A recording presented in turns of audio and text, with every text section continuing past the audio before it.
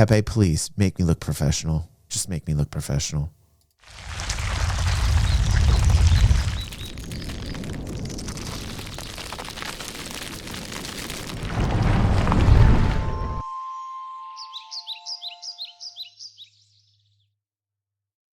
We are on episode 150.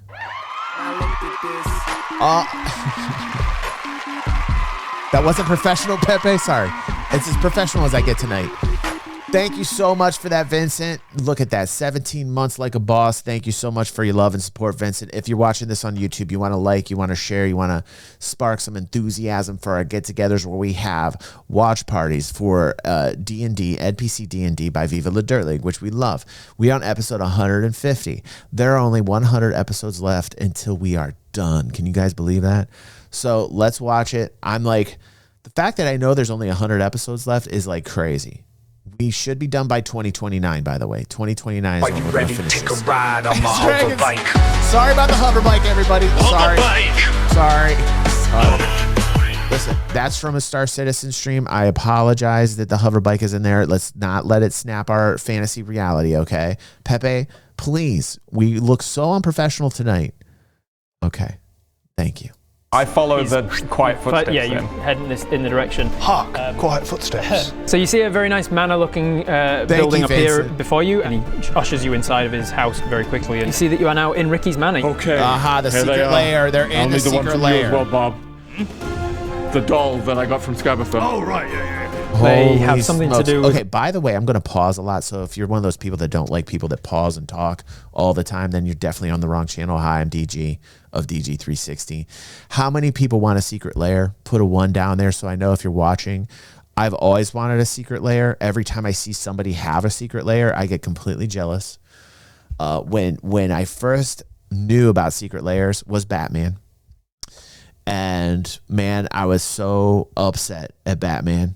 Because I'm like, dude, that is such a swanky, cool little, like, secret lair. I've always wanted it. Look at how many people want it here. Orson wants a secret lair. Nikki's got a secret lair. Diva's got a secret lair, but she's just pretending like she doesn't have one. I know Diva's very bad. You have a secret lair, you do. Like a record, like a receipt of transactions the hags have made. One of us has got to take one for the team. Daft was not rocket science and lube. And I shove it up my nose. It wasn't 1960s.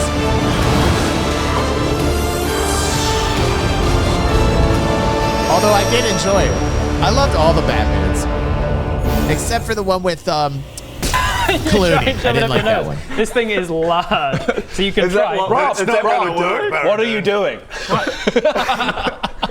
Come on, Barry. We had a green screen moment when I first gave you these dolls, where we had like 10 tips and tricks of you guys and what you can do with your dolls, and every one of you said, you could shove it up your butt. And I was like, I'm gonna make them do that, as like that's the genuine canon way that they're going to finally learn how this thing happens. Wow. They have to shove a Lethal doll up their butt. Because I guess it doesn't matter whose memory it goes into, because we'll be transferring it. We're doing it. Okay, so I imagine that's canon. So like you can see I bend over a table and go, right. Dude, I love that they say that's canon. Like every time there's something in the show that's that important, and they've been saying that since like the first episode. I love it. No, I kind of go like I'm about to put it up my nose, and then I look to Ricky as it's like the opposite of the Total Recall moment where they. How you doing, buddy? Good to see you. But I look to Ricky as in like what my eyes are conveying is this the right thing to do? It might be. Try your mouth first. I think you need to put it. Yeah, try the mouth first. You need to get the memory inside of your body so that it's part of your body. And I don't really want to eat it, so like there's like a redness of shame, like kind of like goes across Baradun's face, and I assume there's some like maybe one of those. I get my cloak and I just one of those clothing dividers. Thank you, Quachi, for becoming an algorithm. Thank you for pushing that follow button. Appreciate you. These got a clothing divider changing screen, and like I kind of like really there's shame on my face. I just walk up to him and guidance. and I walk around like that. There's already a bit of shame. The best part is like Rob getting caught off guard, and his laugh is so explosive and crazy. Like Rob has a crazy laugh. And like regret on my face. I pour him a drink. I walk behind, in my hand is the doll with the. You cast $100 million. And I walk behind the screen. It's not possible. And you hear just like my cloak shuffling. and then I walk out from behind the screen and I don't have the doll in hand anymore. Oh wow, Vincent, you are so nice, So- man. Are you gonna? Oh, really? Wow. Baradun. Is there another way? Would you like to use my modesty cloak? Yeah. Don't look. Easy does it. Baradun, you feel Right. weird. And like I feel weird. You feel weird. Yeah. What did you learn, Baradun? Well, You start to black out. God. You get tunnel vision. The sensation is so intense. So He starts to black out.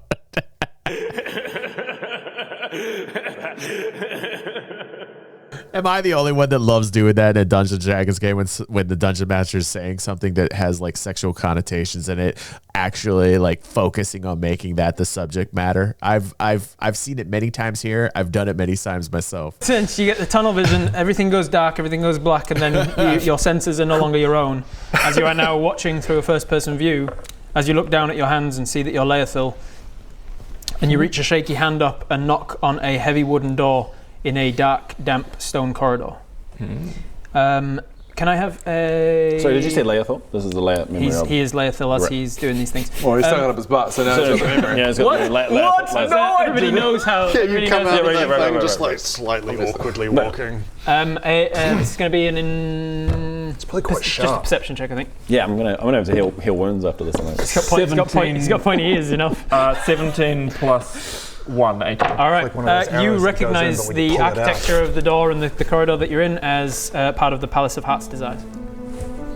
Palace of Heart's Desires. What's he doing there? It's like that figurine there. Who is this figurine? The door opens and you see a bulbous-eyed, frog-faced woman with scraggy hair behind it with a big hunch. She goes, "Well, howdy! What brings you to our cozy little workshop at this present moment?" I didn't expect that voice to come out from like a bent over hag like that. It's with a southern accent. I did not expect it. Can you just do Baradun's face while he's witnessing this? Like, what do we see Barad doing? Like he's Macaulay Culkin. That's the thumbnail. You hear yourself say in Leothil's voice, He's Culkin in it. He's caulking it? Is that what he just said? Did Ben just say he's I think caulking this it? is all part of it. There's gotta be something here. It's quite a normal reaction when you're reliving memories. He's caulking it. It shouldn't take too much longer, I think. There's some caulking. I'm glad this is kind of like banning some of the things I'm seeing fun. here. you hear yourself say in Leothil's voice, "What the hell am I doing? Am I really resorting to hags?" You seem to be shaken and you feel nervous. Thank you, Keck. Appreciate you, buddy. Keck sent in some baseless bucks this way. Bless you.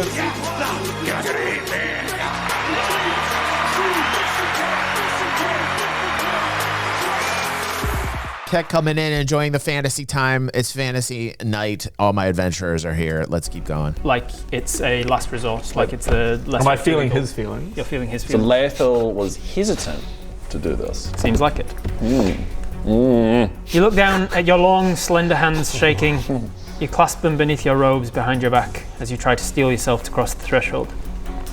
Come on, love, you walked in here all confident and proud. Did you lose your bravado? You hear from inside. That's the voice of Scabatha. Oh my goodness. Dude. Leothil's around Scabatha. What is going on here? Leothil and Scabatha? Voices. He'll enter when he's ready. There is a lot we are going to discuss. Is that right, Belandra? Well, you better come inside, sugar. We can help each other out. You realize it's too late to turn back now. your mind jolts to young Baradoon and is followed by a wave of mixed emotions. You are furious that he has been appointed to High Sorcerer instead of you. You are scared that the Council have made such an unorthodox decision to appoint such a young man. You're jealous of his power. You're also worried for his safety. What? Why would Laethel be worried about? Okay, this one's like a what? Like I'm a little bit confused here.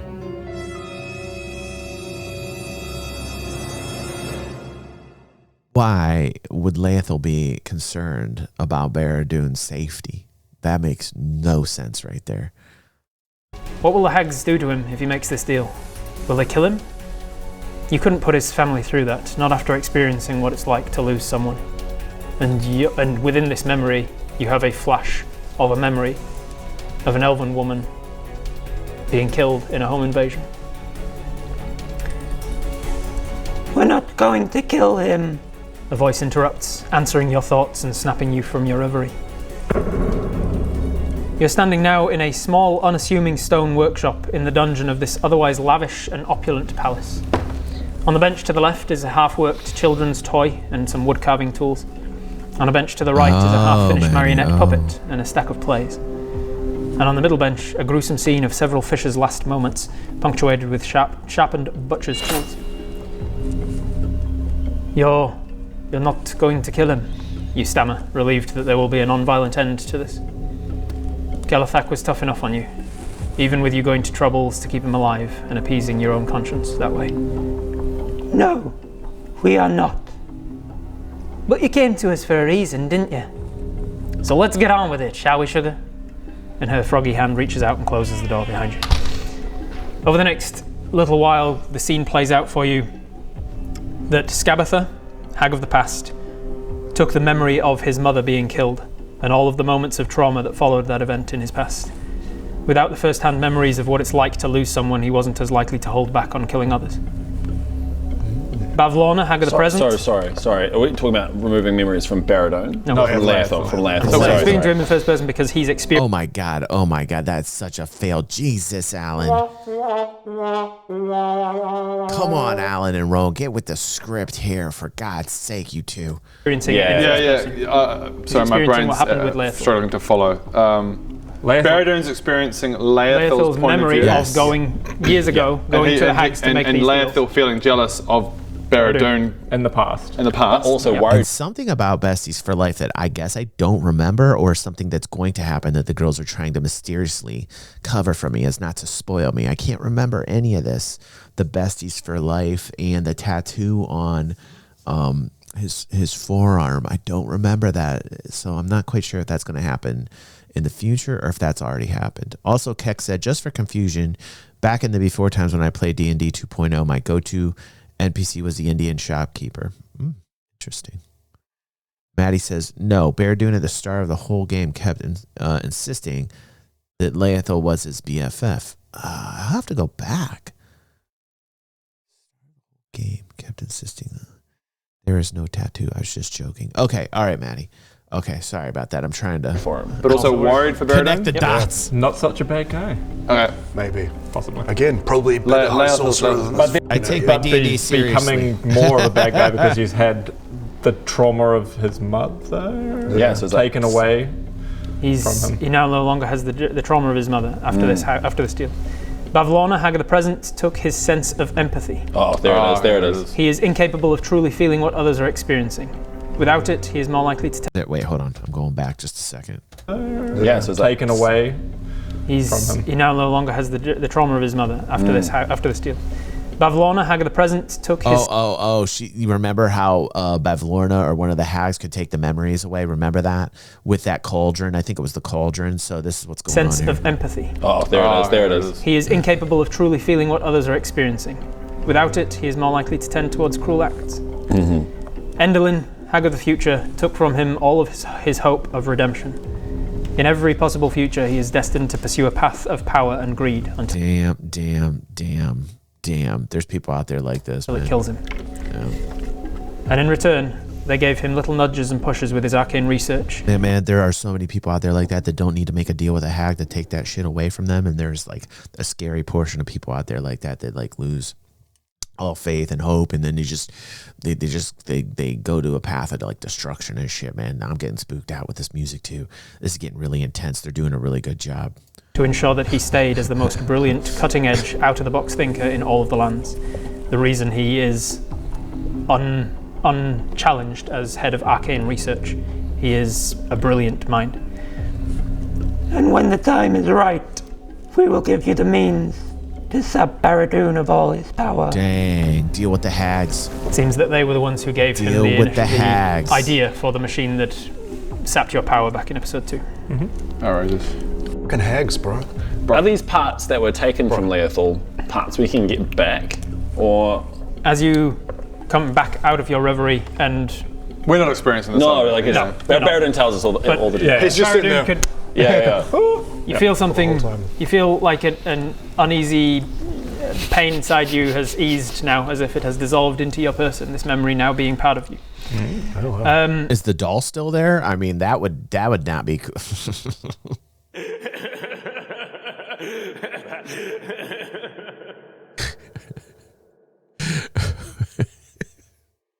Is it like one of those gel suppository dolls, man, that it just like disappear? You can then, we hand wave to you, like having Rita take the memory from your head, put it in a vial, and then you put it back up. I have the vial. So the memory comes up as I have the vial, or she puts it in a vial, you put it up the nose so that everybody now can experience it. Cool. So everyone knows. Here we go, breathe it in with this vial, dude. You've all experienced everything I've told you. Sure. Ricky, after that, says... I suppose a lot of that makes sense with how he acts and how he has acted. Does anybody mention the fact that you've met and dealt with these hags? Yeah, I feel like we have either, it's hard to say whether or not this is a good thing or a bad thing, but we've killed 2 of those hags. Which 2? The Southern American one, and then the not raspy one. Yeah. What was the one we didn't? The only one we didn't kill was the raspy one. That one. the hag of the future. That's right. So we did a performance for her. Yeah. Yeah. We brutally murdered the other ones. Did a play for that one. The problem with the hags is it's going to be. That is funny. We killed 2 of them, and we did a play for the other one. Very difficult to defeat them. You said you've encountered them already? Pavlova, or whatever her name is. Pavlova, yeah. Killed her, squashed her. She turned into a bird, and I squashed her. It was about them killing the other Scabbard, 2, right? however, much more dangerous. Ripped her spine out. Really? Yeah. And Endelyn, how did you kill her? We gave Endelyn quite the show. Oh, I see. How exploded her or what? No, we did a theatre performance for her. Yeah. She loved it. Lovely. She loved it. Yeah. Oh, you mean a big song and dance number? Yeah. A literal show. A literal show. Yeah, we told her literally.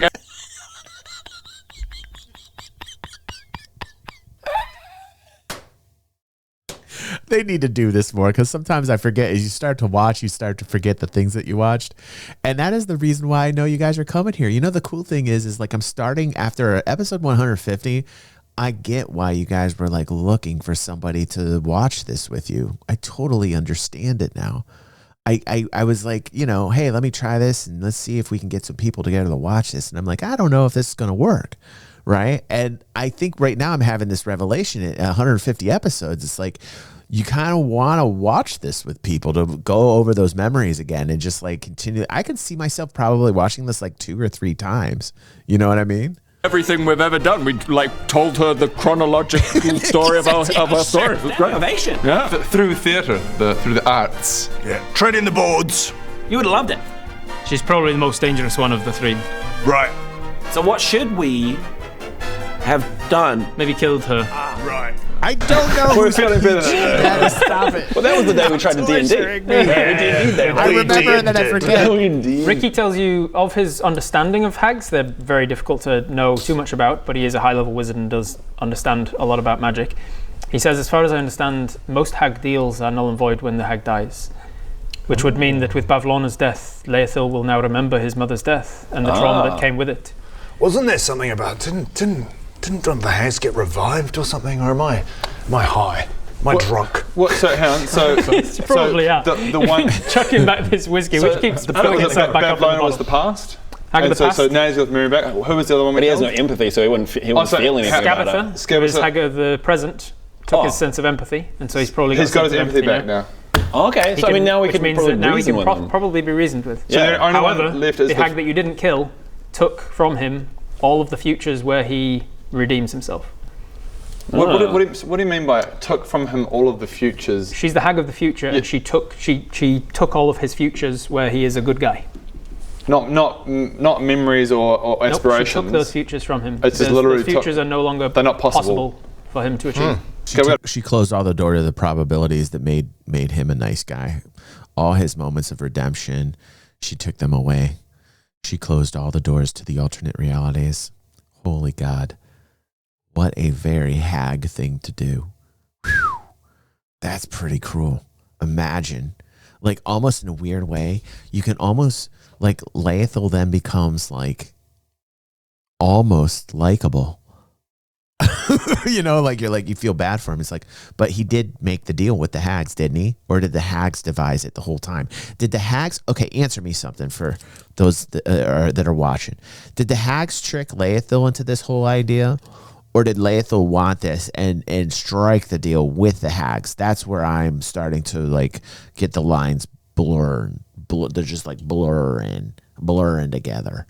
Like I'm kind of wondering, and now like with Lethal, I don't necessarily hate him as much because when you really comprehend what the Hag did to him, unless he was asking for this so he could be supremely powerful, like that's, you gotta be careful. Don't go down that path. Holy shit, he wanted the power and the riches, and look what happened. That's some bad karma. No spoiler, says Maddie. Not telling, says Nikki.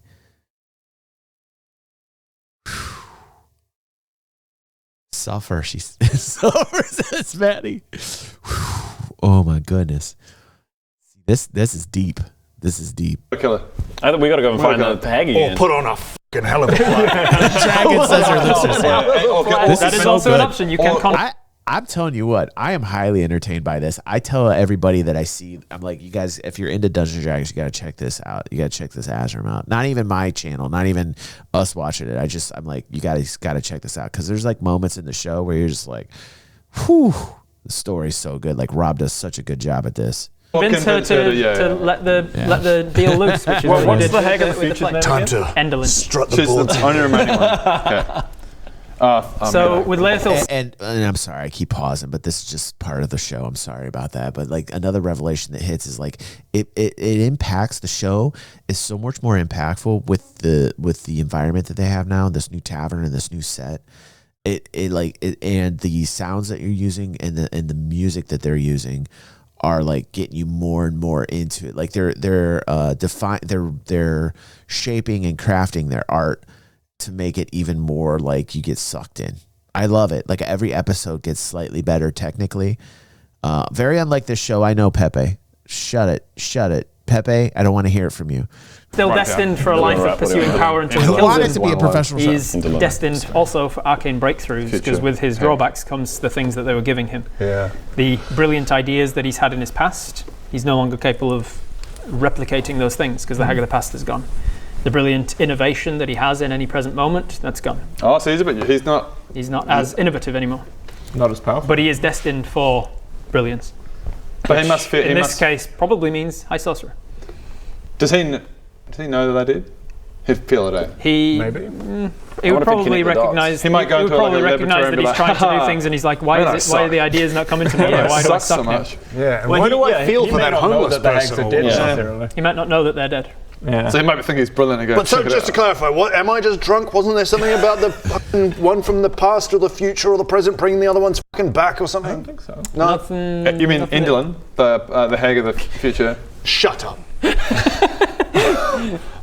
already got one. Here you go. Well done. Good job. Hag of the future. Yeah. Right. All right. Okay. Cool. So Ricky is surprised and astounded and looks at all of the other dolls that are all representations of people. Do we quickly? Can all 5 of us, the 4 of us, Go through the rest of the day, sticking them up your butt and finding. What are the dolls out there? This is our downtime for the next hour. Probably me. I don't think you recognize any of the others. You can take 20 on this. He's like, let's just try them all out. Meaning you just take amount of time. There's no detriment to failing and trying again. So therefore you can just take 20, keep rolling until you get a 20 essentially. You don't recognize any of the others. They're mostly elven. There's a couple of human folk, but they're people that have probably gone to the hags in desperate need, desperate times, asking for various different things. Is this just Baradun for several hours? Here you go. Here's another. I'm less ashamed of it now. So. What did you find out? Anything else? Number 3, number 4, number 5. Any new information about it? Comedy retract. Okay, so Baradun doesn't show up. I think this is the thumbnails. Baradun go, Look, it's like a thumbnail.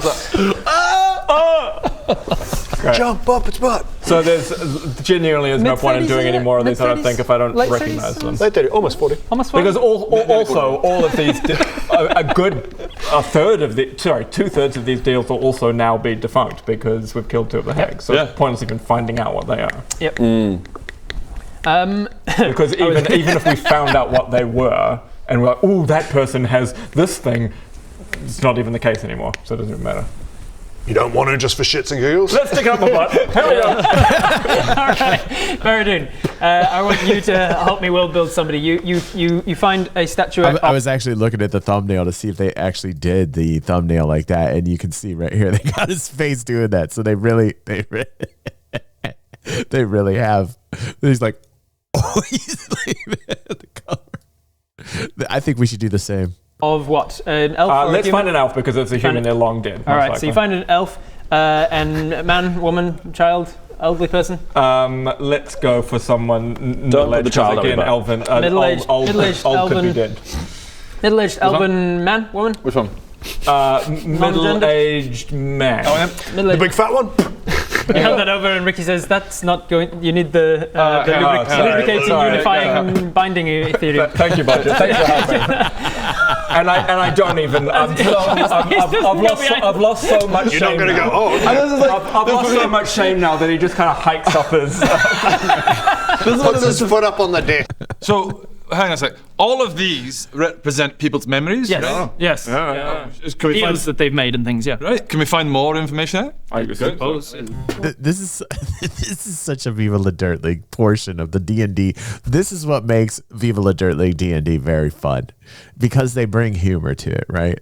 They can break out of the seriousness of it and make it a very funny thing. Go. Next.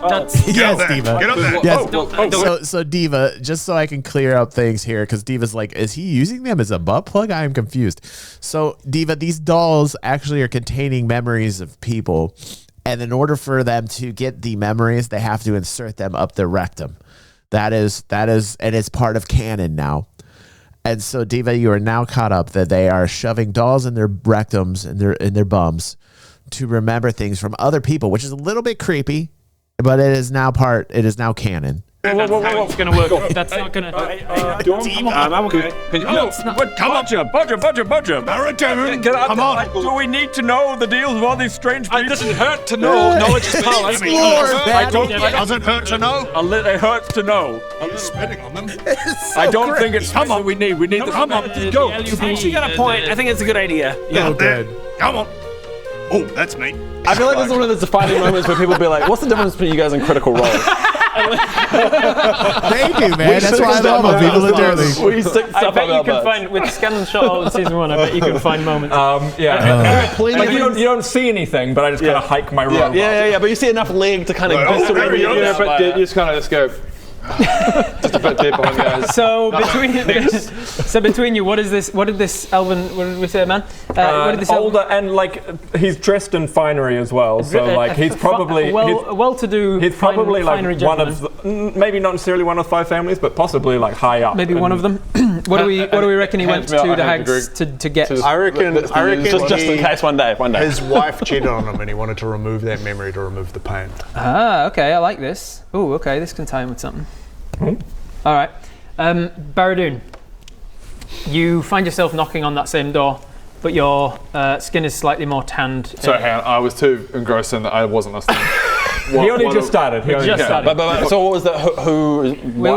You'll find out. Listen to the thing I'm about to describe and you'll find out. Okay. Baradoon, you see yourself knocking on the door. Clear from your bone structure and your hands and things that you are still elven. Slightly more tanned skin, but still light. And the door opens, and the hag of the... before the door opens, you hear... I have to remind me what his name is.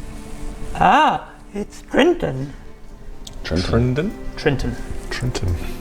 Oh, Trenton. And then... Classic. Trinbo it will be Trenton, I suppose she would have said. It will be Trenton.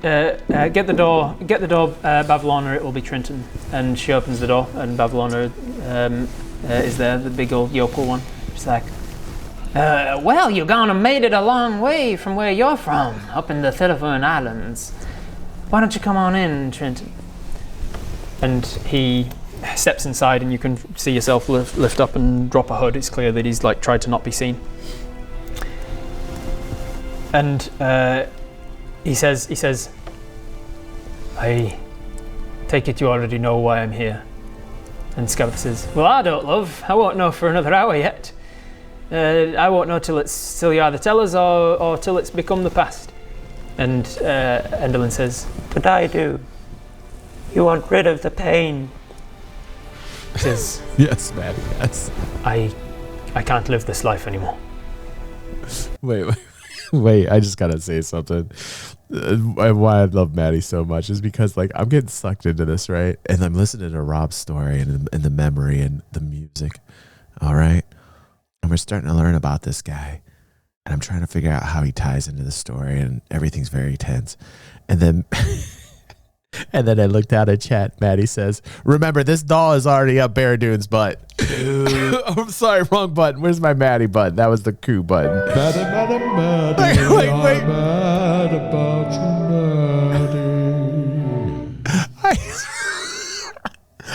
I'm really into this. I'm like, okay, now who's this Trent guy? How is he tied to this? The music's really in. And then I look down, Maddie says, remember, this doll is already up Baradoon's butt. I'm guessing the lube is a magical cleaning solution. And then over the next course of the memory, he describes his wife. Thank you all for coming tonight. I love hanging out with everybody here. Thank you. Thank you. Trying to work through it a couple of times, and him not being able to deal with it. I wouldn't give this up for the world. And then he stops himself, and she says, Scabbeth this time, Hag of the Past, says, but that's not all, is it, love? You want rid of the other thing too? And he kind of looks towards her and he says, I don't like the feeling of regret. Oh, damn. For what I did. And she says, yeah, we can do that. What do we get in return? And I think one of them... she says, actually, Endelyn says, I know what we'll give you. We'll give you what you've asked for. But we'll also put you in touch with a friend of ours. A friend called Dave. Dave? Dave?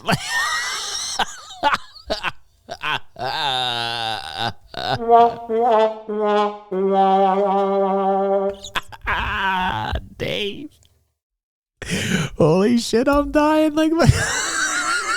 Look at Ben and Adam's response. Look at their face, man. Adam's like, really? Dave, you sucked us in for all of this for a day? It's always a Dave, by the way. This was Christy's ex-boyfriend's name was Dave. It's always a Dave fucking around, man. Be careful of Daves. If there's any Daves here, I love you. I love you for being here. But if there's any Daves here, I'm just saying, you got a lot of work to do, Daves. I'm telling you right now. Dave is a common name in Azerim. And You are baffled, but you agree to it. You think it's the start of the meeting as you hold your hand out, and don't mean to offend any Daves watching. Vldl grabs your hand, and as she grabs it, her long, gross fingernails cut the center of your palm, and then you end up realizing this is a blood binding agreement. And then they agree to put you in touch with a Dave, but then they're like, We'll be in touch. and then they usher you to the door and leave, and that's the entirety of the memory. Seems like that was enough for the deal. Did I get the memory of him of what he was ashamed of? He's done a lot of work to try and repress it, so he doesn't think about it directly anymore. You get the impression that it was something to do with killing someone. Killed his wife, I reckon. Or the. Then the memory dissolves inside of you. He was trying. What are these dissolving? He was trying to. Oh, did the doll dissolve? Yeah, the doll. The doll dissolves inside of you. It is like a fucking gel. One of those gel suppositories. It's like this weird. This message will self-destruct as Mission Impossible. Well, no, it's like a pill that you. Was that the same with the Lethal doll? I guess so. It was dissolved inside of him. Have I still got a doll inside me? You do. Yes. Like, what's going on with this doll inside of Badger? Like, what's going on? Like, that is something that nobody has talked about in a very long time. This freaky doll that's living inside of, oh my God, no spoilers again. Tonight is one of those nights where I could be spoiled every which way, right, Maddie? So many things I need to know right now. Don't spoil me. You guys are super strong. You guys got you guys got serious amounts of stamina. Thank you for not spoiling me. 150 episodes and I have not been spoiled. This has got to be one of the best audiences of all time. Holy shit.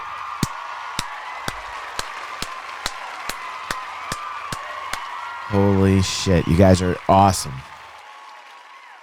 You guys are awesome. Very, very different type of doll. But by the way, Bob, I'm sorry. You know the present I gave you for your birthday, the doll that I took back. Especially since the finale was 3 weeks ago. Absolutely. Badger. Well, sorry. Diva says Badger has a doll up his butt too.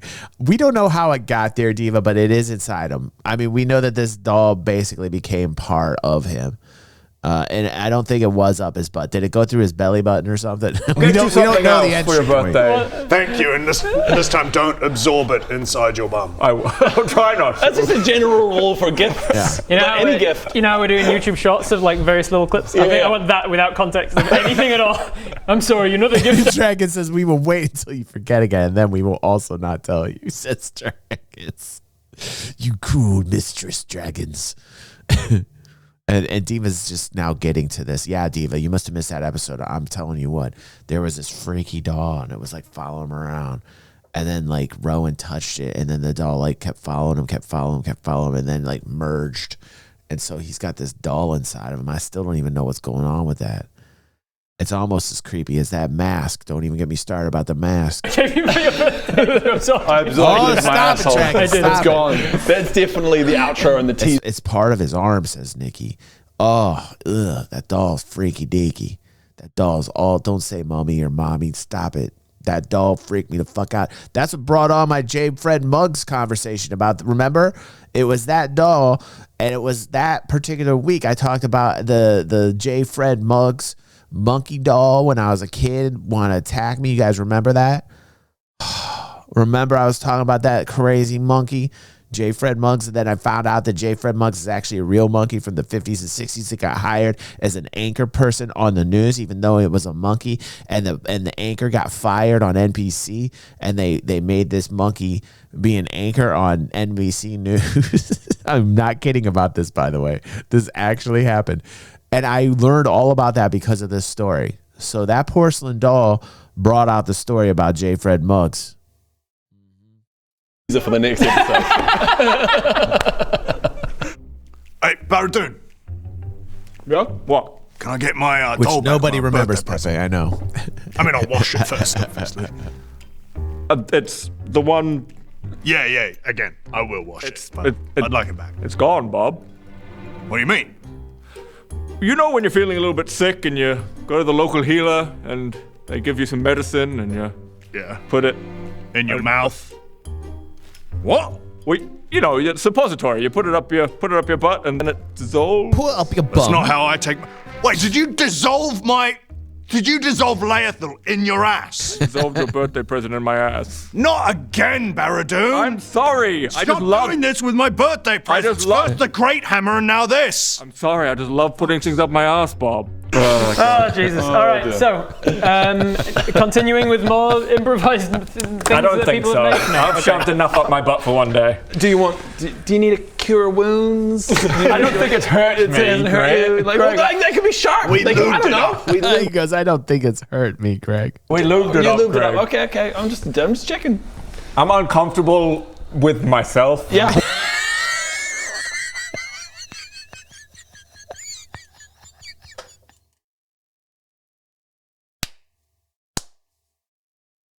Why does that have to be an alert? I feel like just that has to be an alert on the channel. But I'm not hurt. Okay, not hurt. Okay, yeah, that's fine. Any of the rest of you, there's a big pile of his wooden dolls. If any of the rest of you are interested. You know when someone's gone through something like kind of mildly traumatic and they're just kind of sitting there just like, You alright, Baradoon? Yeah. They're fine. Yeah. Just kind of, you know, I'm good. I don't think he's doing all right. No. It's an ordeal the first time you do it. Right. You right there? Hey, buddy. Hey? Yeah, I'm fine. I'm fine. Doing okay? Yeah, no, I'm all good. I'm fine. We don't think any less of you if that's what you're worried about. No. How's your butthole? Do you need me to heal your butthole? No, I'm good, Greg. Thank you, though. I appreciate you asking. He can give you some guidance and the old... I have a spell, heal butthole. Do you want me to use high-level spell? My spell, heal butthole. No? Is that the spell I'm going to have to make in D&D Beyond now?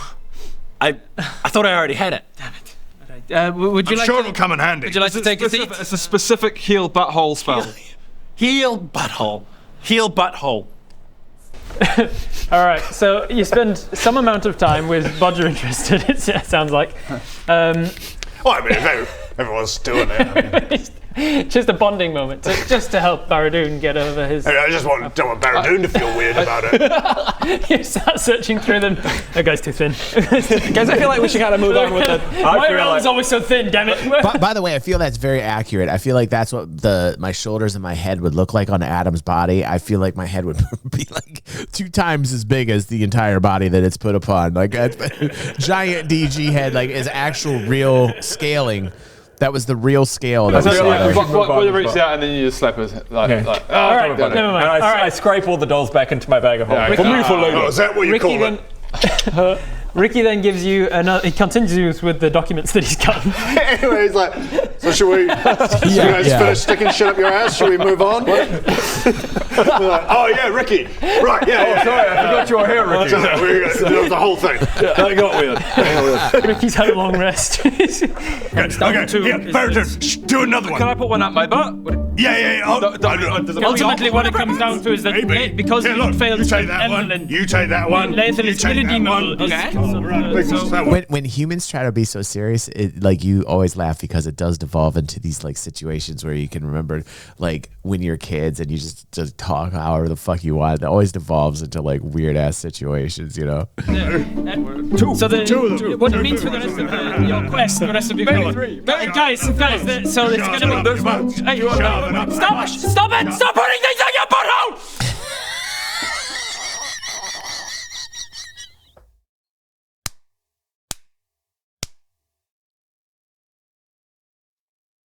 Okay, we're playing that again. That is so great. So it's gonna be. Hey, stop it! Stop putting things on your butthole!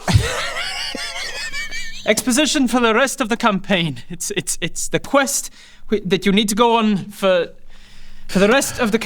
I've been outlining. Did you see Rowan smell it? Okay. I worked so hard on it. Sorry, Mr. What's his name again? Who is this guy? Lethal. Sorry, Lethal. Sorry, mate.